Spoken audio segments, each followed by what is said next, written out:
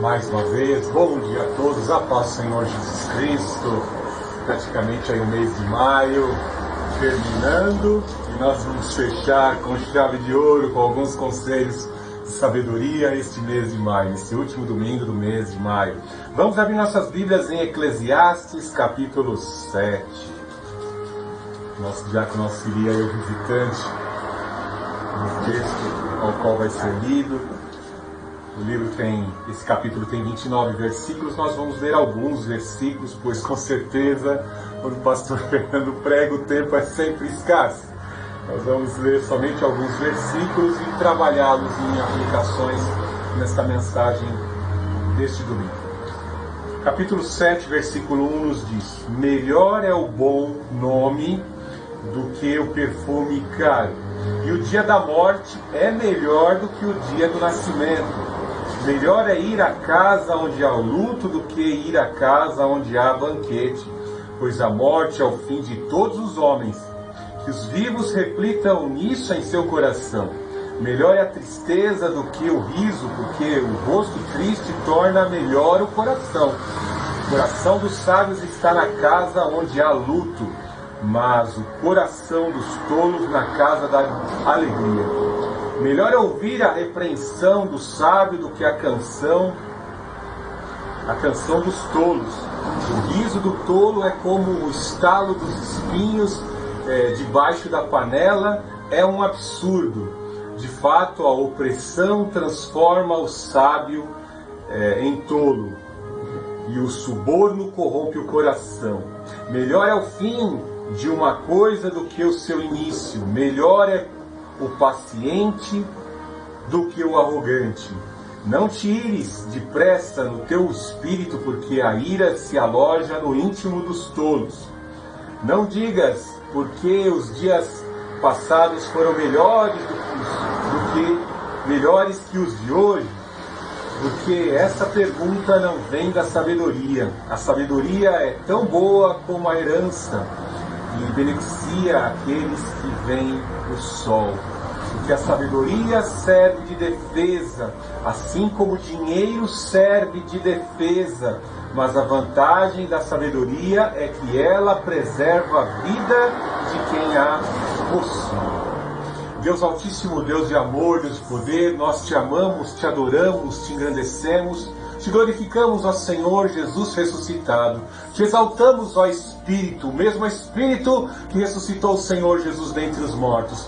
Vem sobre a minha vida, usa os meus sentidos para a pregação da Tua palavra. Em nome do Senhor Jesus Cristo, ilumina o meu entendimento. Ilumina, Senhor Jesus, pelo Teu Espírito divino, a mente de todos que se encontram aqui na remanescente, para entender o Teu conselho, à luz da Tua palavra, em nome do Senhor Jesus Cristo. Afugenta, afasta todo mal, os inimigos da pregação do Evangelho, em nome do Senhor Jesus Cristo, o Todo-Poderoso. Senhor Jesus Cristo, visita a todos que nos assistem pela plataforma do YouTube, em nome do Senhor Jesus Cristo. Ilumina para a compreensão do Evangelho, para a orientação que leva à salvação, a verdade e a vida que somente se encontram na fé mediante o Senhor Jesus Cristo. Em nome do Senhor Jesus Cristo, que toda barreira, impedimento das trevas seja afastado agora pelo fogo do Espírito Santo, em nome do Senhor Jesus. E assim nós adoramos ao Deus Altíssimo, adoramos ao Senhor Jesus, adoramos ao Santo Espírito. Amém. Quão bom é termos conselhos para a nossa vida, a boa orientação que nos faz prosperar, a boa orientação que nos faz suceder bem para a vida. Nada melhor do que Salomão, aquele que pegou o reino pronto de seu pai Davi, para refletir acerca disso. Alguém que recebeu um cheque em branco de Deus, quando no início, quando ia começar a governar a confederação de Israel, e ao invés dele sentir inveja dos reis ao seu redor e pedir muita riqueza e poder, não. Ele pediu sabedoria para administrar sobre a confederação de Israel. Sabedoria de Deus, da palavra de Deus, a presença de Deus para governar o seu povo, para governar Israel. Algo que nós devemos observar que muitas vezes a teoria não se aplica na prática. Infelizmente, Salomão cometeu algumas falhas e ele, tendo ali como um grande rei, tendo um grande exército, Davi havia conseguido apaziguar e derrotar todos os inimigos ao redor de Israel. Ele teve tempo para buscar a ciência e o conhecimento, e algo terrível é que ele transgride aquilo que já havia sido profetizado lá na lei de Moisés, que o rei não poderia acumular tesouros, o rei não poderia acumular mulheres e nem cavalos, né? Talvez você fique um ponto de interrogação nessa cláusula da lei que tem um âmbito, tem um viés profético. Ele acumulou muito tesouro porque a sua sabedoria nas transações comerciais fez a balança comercial de Israel ter superávites constante. Muito ouro, muito lucro Salomão obteve nessas transações comerciais. Ele não poderia acumular cavalo, porque imagine, para quem quer paz, tem que investir na indústria da guerra.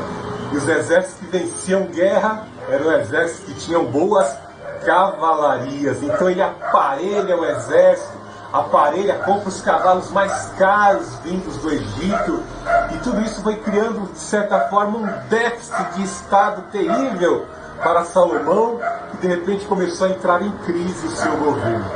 E algo mais terrível que a lei falava, né? Para que ele não acumulasse muitas mulheres.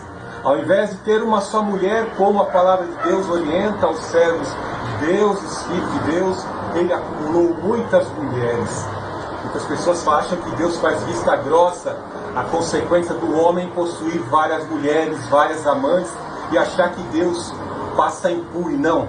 Salomão colheu a medida exata de possuir várias mulheres em sua vida.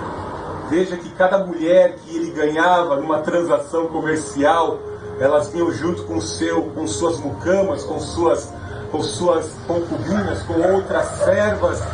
E ele chegou a um ponto de ter 1000 mulheres, ter várias concubinas. E algo terrível, que todas elas traziam a bagagem cultural e a bagagem dos seus deuses. E Salomão abandonou ao Senhor, deixou de cultuar o único e verdadeiro Deus, Javé, o Deus Altíssimo, e passou a cultuar os deuses da sua mulher, em especial Moloque, a abominação de um Deus que pedia sacrifício de crianças. Ele passou a adorar para agradar as suas mulheres, construía altares. Veja que situação terrível. Veja que Deus, na sua palavra, não omite o pecado dos seus filhos. Um homem tão sábio como Salomão, um homem tão inteligente como foi Salomão, mas perdeu em sabedoria diante do seu pai Davi. Porque existe uma diferença entre inteligência, intelectualidade e sabedoria. A inteligência do mundo a gente pode ver. Veja nas ciências transhumanas, como, por exemplo, cito aqui Elon Musk, dono da Tesla Motors, da Neuralink, onde implantes tecnológicos estão sendo implantados na cabeça das pessoas para que as pessoas possam interagir com as tecnologias. Isto é inteligência, trazendo por meio de tecnologia soluções para a sociedade, entre aspas. A sabedoria consiste no temor ao Senhor, em obedecer a sua palavra, em obedecer aos seus mandamentos. E quando contrastamos a sabedoria, a inteligência de Salomão com a sabedoria de Davi, nós vemos que Davi era muito mais sábio com as palavras. Davi era muito mais sábio com as palavras, sabia adorar, sabia ser penitente diante de Deus. Salomão tinha muita inteligência e pouca sabedoria. Ele escreve, como eu disse, ele teve oportunidade para se aprofundar em muitas ciências, em muitas áreas de conhecimento, e algo que ele descreve, que ele, debaixo do sol, a cada dia, vivenciando, ele viu as experiências humanas. Como um verdadeiro psicólogo, como um verdadeiro psiquiatra, ele viu as loucuras debaixo do sol. Ele viu a cada dia os caminhos que os homens escolhiam para a sua vida. E quando nós fazemos um retrospecto da nossa vida e vemos desde a nossa infância os caminhos que trilhamos, as ações que praticamos, vemos que em algumas fases, quando falhamos e desde lá de pequena infância, quando cortamos o dedinho, ou algo que nós fizemos errado nos trouxe uma consequência, um choque, ou muitas vezes uma chibatada da mamãe, ou uma bronca de alguém, ou um erro lá dentro da empresa, ou uma falha com uma pessoa querida. Tudo isso é falta de obedecer a palavra de Deus. Do que reclama o homem que é uma vivente nessa terra, senão dos seus próprios pecados, das suas escolhas erradas. Nós falhamos porque nos afastamos de Deus, nós falhamos porque desobedecemos aos princípios de Deus, nós temos doenças em nossos corpos por consequência da desobediência a Deus, haja vista Adão, que implicou em efeito dominó as doenças, a maldição e a morte sobre as nossas vidas. A morte é o salário do pecado. Imagine que as pessoas estão no mundo pecando desenfreadamente, mas vai chegar a fatura, vai chegar o olerite. O olerite já está sendo mostrado o quanto vai receber de salário, porque os pecados desencadearão a morte. E quando ocorre a morte é um negócio complicado, porque nós temos que saber aonde nós vamos passar a eternidade, pois nós somos criaturas eternas, temos um princípio de criação. Deus nos criou tal dia, nós nascemos na concepção, e nós temos a eternidade, nós somos criaturas imortais. E aonde você quer passar a eternidade? O diabo oferece uma eternidade, uma falsa eternidade que enganou o Fred Mercury do Queen. Certa vez perguntado por uma repórter se ele tinha medo da morte, ele disse que não teria, e ele declarou na entrevista que ele não queria ir para o céu porque no céu está cheio de gente chata, não pode fazer nada lá. E ele escolheu o seu Senhor, né? O diabo, o Deus desse século. Quão terrível é, né? A pessoa em vida tem a oportunidade de escolher um bom caminho, mas escolhe aquilo que o diabo, o pai da mentira, o enganador das nações, o enganador do entretenimento, tem a oferecer. Coisa terrível, tem pessoas que escolhem esse caminho. Grande oportunidade nos está sendo oferecida hoje, os conselhos de Salomão, que fracassou, caiu, né? Alguns acreditam que quando ele está terminando o livro de Eclesiastes, ele se volta em arrependimento para o Senhor, pois ele fala de alguns mistérios da morte, o chamado fio de prata que envolve o corpo, a alma e o espírito. Quando o cordão de prata se rompe, esse entrelaçamento se dissolve e o corpo volta ao pó, o espírito, que é a essência que fornece vida ao corpo humano, retorna a Deus, e a alma, que é o centro das decisões, decide o destino da sua eternidade. Se é com Deus, no paraíso eterno, no reino eterno, ou no inferno em chamas e tormento, como os filhos de Satanás. Então, valorize o conselho. Como eu disse, se nós tivéssemos bons conselhos e obedecêssemos os bons conselhos ao longo de nossa vida, nós não teríamos cicatrizes na pele, nós não teríamos doenças emocionais, nem doenças espirituais. Quão terrível foi para Adão quando foi expulso do jardim e ele teve que trabalhar e ele suou. Como eu estou cansado. Cansaço. Um corpo incorruptível que ele tinha, agora é um corpo corruptível. E ele começou a sentir cansaço. E quando uma farpa de madeira entrou, a lasca de madeira entrou na sua pele, perfurou a sua pele, ele sangrou e sentiu dor. Terrível quando uma lasquinha de madeira entra debaixo da unha. É terrível, né? Dói, né? Imagine Adão sentindo saudades de Deus. Como pude ser tão tolo em desobedecer a palavra de Deus? Quando Deus nos traz certas ordenanças, princípios e valores, e Ele fala, não faças tal coisa, é porque Ele quer que nenhum de nós venhamos a colher as consequências e as implicações de nossas escolhas erradas. Paulo diz, quem peca, peca contra si mesmo e contra o próximo. Tem sequelas. Uma pessoa que foi traída por você vai contrair enfermidades emocionais e espirituais. Às vezes uma traição pode levar até o suicídio do cônjuge.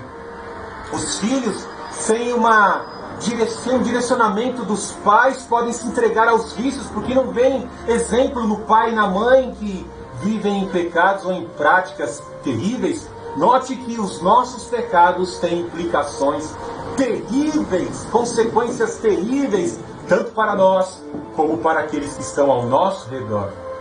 Aquele que está em pé, cuide para que não caia. A cada dia devemos buscar na presença do Senhor. Mas, pastor Fernando, eu não consigo ser uma pessoa obediente. Se você tentar por você mesmo, você cai no legalismo da lei.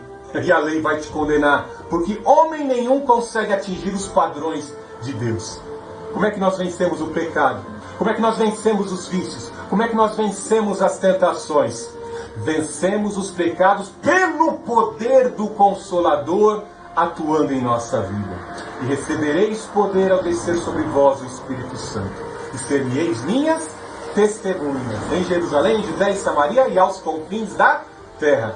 Você só consegue ser um testemunha de Jesus, você só consegue obedecer pelo poder de Deus. Mas vejamos, depois dessa longa introdução, alguns dos conselhos de Salomão para uma vida de sucesso, para uma vida que vai suceder bem, a boa orientação que leva à eternidade. Nós temos que estar atentos. Como eu disse na mensagem introdutória, nós estamos em uma batalha cultural, onde o diabo milita por meio do entretenimento, pela desorientação, pela desinformação, luta contra a tua alma, quer tirar você do foco.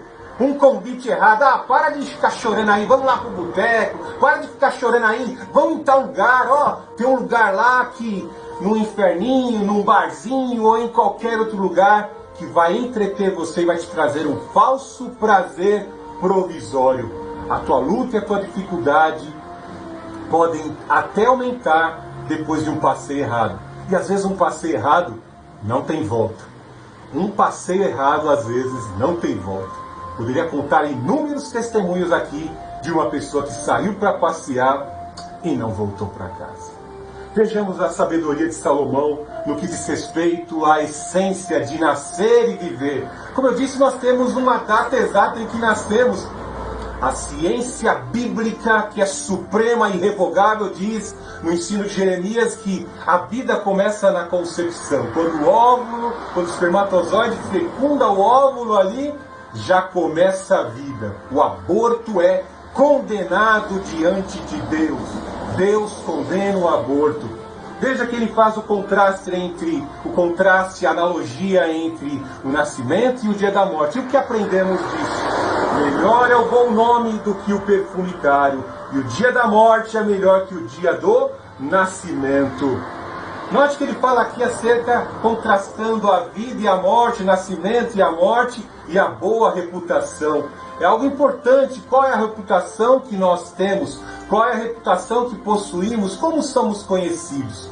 Veja que em alguns ambientes, em algumas comunidades, o fulano é conhecido por beber muito. Lá vai o pé de cana, lá vai o pé inchado, e tantos outros apelidos e adjetivos que colocam sobre aquele que tem determinado vício.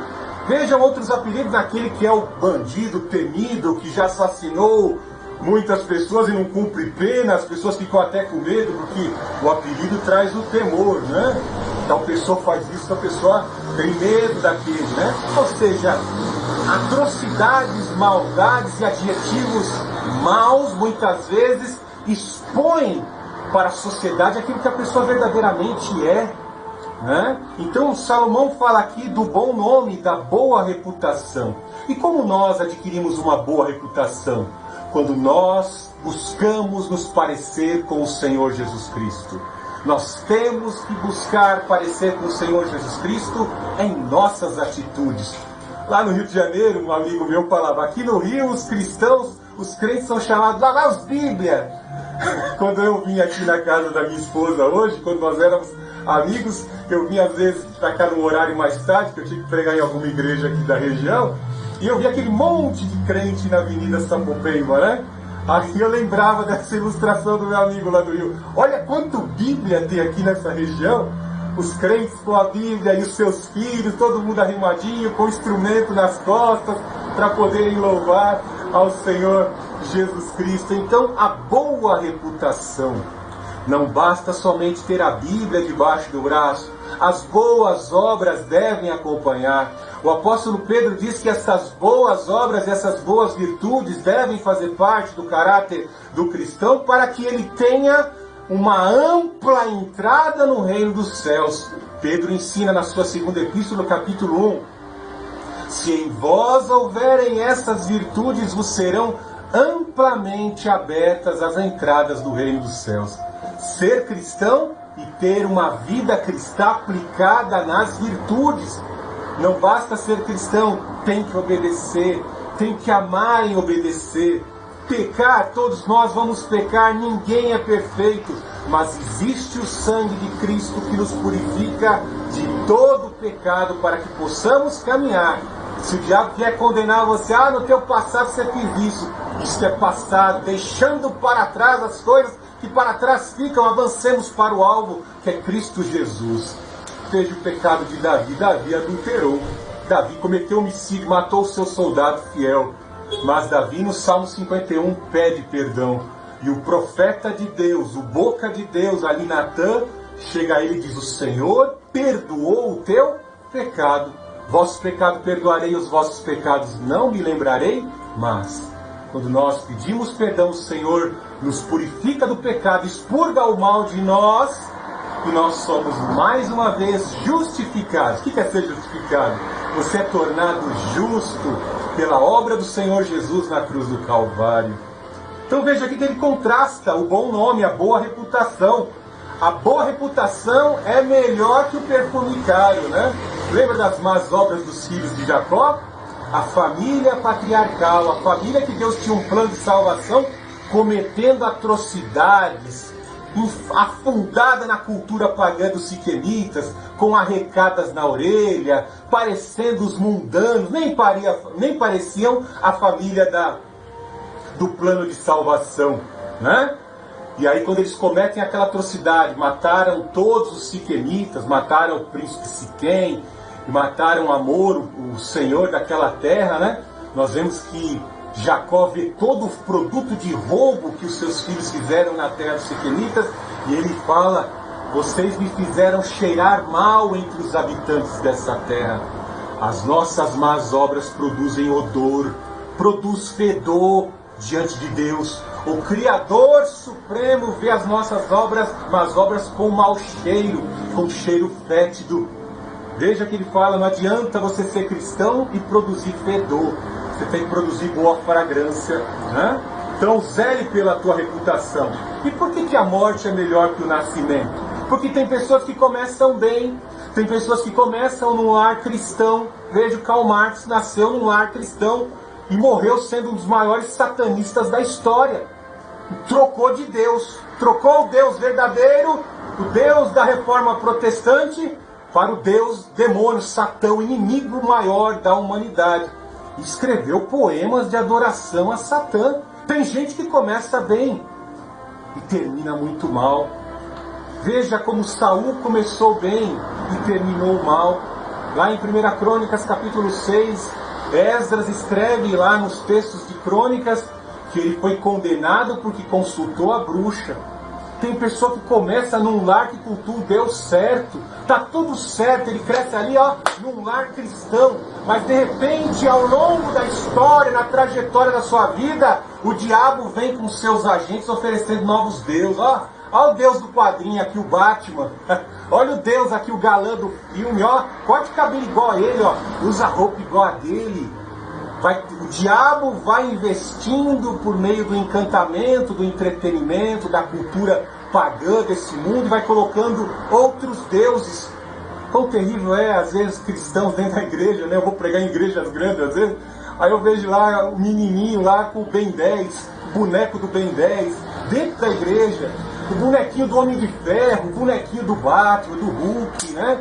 Às vezes as mães, esse menino tá me enchendo o saco. Fica aí assistindo Netflix, aí, Globo, Cartoon Network. Aí colocam lá seus filhos para serem orientados por um menino que gira o relógio, e ele recebe, incorpora vários demônios para produzir força. Às vezes você nem se dá conta disso, mas seu filho está sendo iniciado no satanismo e você nem se dá conta disso. Então o diabo vai tentar trocar, vai fazer você decidir por isso.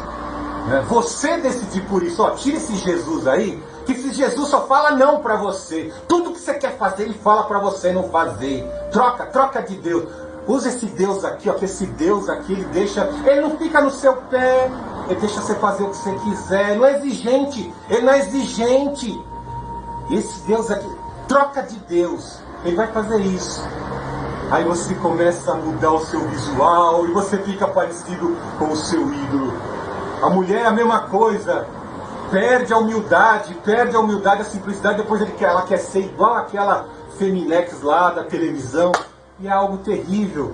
E o pior é que esses ídolos, eles trazem todo um viés ideológico, um viés cultural. Porque não é só o visual, são as práticas ideológicas que é inserida na mente da pessoa e que vão contra a palavra de Deus, que são inseridas na vida das pessoas. Todo ídolo vem junto com o demônio. O apóstolo Paulo fala que ídolos são demônios. Ídolos são demônios. Veja Êxodo capítulo 2. Vou descer na terra do Egito e vou derrotar todos os deuses, todos os ídolos que são demônios. Melhor é a morte do que o nascimento. Melhor é ir à casa do luto do que ir à casa onde há banquete, pois a morte é o fim de todos os homens. Que os vivos reflitam nisso em seu coração. Reflita nisso, Salomão fala, reflita, porque a nossa vida é pequena. Eu conversava com meu sobrinho Natan, ele tem 16 anos, e eu dizia a ele: Natan, você tem 16 anos, mas é importante hoje você decidir onde você quer passar a sua eternidade, que você não vai morrer, que o corpo vai desfalecer, mas você vai viver para sempre. Onde você quer passar a tua eternidade? Se você morresse agora, você já viveu o suficiente para tomar uma decisão onde você quer passar a eternidade. Que uma coisa é bem certa: no grande trono branco, grandes e pequenos hão de passar diante do trono de Deus. Aí você pensa: vinde a mim os pequeninos, porque deles é o reino do céu. Talvez eu vou deixar você perplexo essa manhã. Eu estava ouvindo uma palestra de um pediatra, e um pai muito aflito porque o seu bebezinho chorava. Ai, o bebezinho chora, e ele sai ali para acolher o bebezinho, e ele não sabe por que o bebê chora. Aí o médico fala, o médico muito experiente, o pediatra diz: ó, tem 3 coisas aí, 3 motivos pelos quais os bebezinhos de 15 dias choram. Você acredita que o bebê peca? Peca sim, porque ele pode chorar. Ele pode chorar porque ele está com fome, ele pode chorar porque ele está com alguma cólica, e ele pode chorar por manha. Fazendo manha. Meu sobrinho era assim quando era pequenininho. Ele dava um chorinho e corre tio, e corre tia, e corre vô, e corre vó. Todo mundo para acolher o bebezinho que chorou. Então, nós somos propensos ao pecado. Nós somos propensos. A nossa vida é muito curta. E todos nós vamos prestar conta de tudo que fazemos diante de Deus. A morte é o fim de todos nós, aonde queremos passar a eternidade. A vida não é como num filme de entretenimento, que aquele cara começa mal, aí depois no meio do filme ele vira um bandido, mas consegue se justificar, e no filme acaba tudo bem, o adultério acaba bem na novela, as coisas erradas que fazem no começo da novela, no fim, dá um jeitinho lá e se mistura com os bons. O diabo passa a maquiagem no pecado. E até as coisas que Deus já disse aqui de antemão: os hipócritas, afeminados, não herdarão o reino dos céus. Mas hoje em dia se passou maquiagem em tudo isso. E essas pessoas são filhos de Deus. E alguns líderes religiosos aí, neoprogressistas, passam a mão na cabeça desse tipo de gente. Não vai entrar no céu. A Bíblia está dizendo, a palavra de Deus está dizendo. Você quer ouvir a palavra de Deus, ou, como eu disse, alguns agentes do mal que estão aí desorientando as pessoas? Veja no verso 7:3, melhor é a tristeza do que o riso, porque o rosto triste forma melhor o coração. Uma coisa bem certa, é bom nós nos alegrarmos por algo que lutamos a vida inteira para conquistar. A Bíblia ensina você se alegrar com que se alegra e se entristecer com que se entristecem. A alegria, sim, devemos participar, né? O Senhor Jesus Cristo realizou o seu primeiro milagre numa festa de casamento. Tem tristeza em casamento? Não, né? Quanto melhor ainda é quando o Senhor Jesus Cristo chega na festa para fazer ali o grande milagre de transformar água em vinho, pois o vinho havia acabado. Vinho é símbolo do Espírito Santo, vinho é símbolo da alegria. E quando o Senhor Jesus Cristo chega, a tristeza tem que ser banida.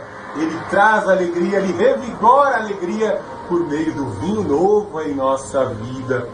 Mas ele fala aqui em um outro sentido, porque quando nós olhamos as festas do mundo secular, a gente fica um tanto que assustado, né?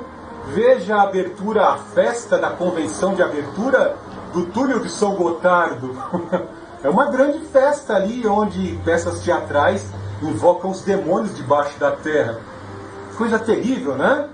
Veja as festas do mundo secular. Falo no macro e falo no micro, o que são as festas deste mundo. Bebedice, regada a música que incentiva, quando entra pelos ouvidos, incentivam as pessoas à sensualidade, incentivam as pessoas a beber até cair, beber até cair, fica naquele refrão, bebe até cair, beber até morrer, esta é a solução. Tem um cara que canta uma música dessa, beber até morrer, esta é a solução, beber até cair, levantar, beber, cair até levantar.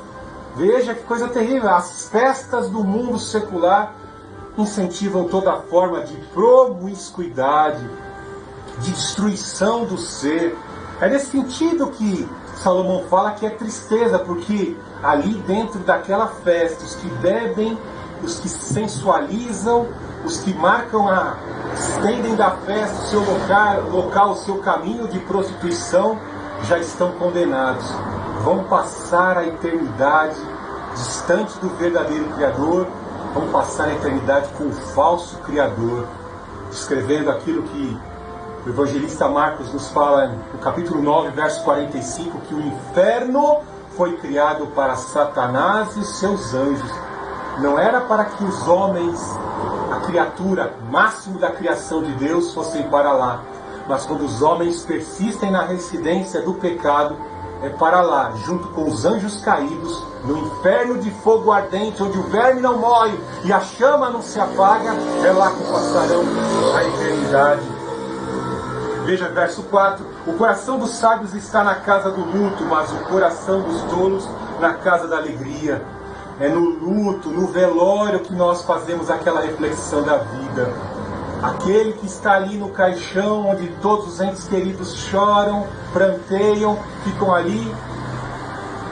Aquele que está no caixão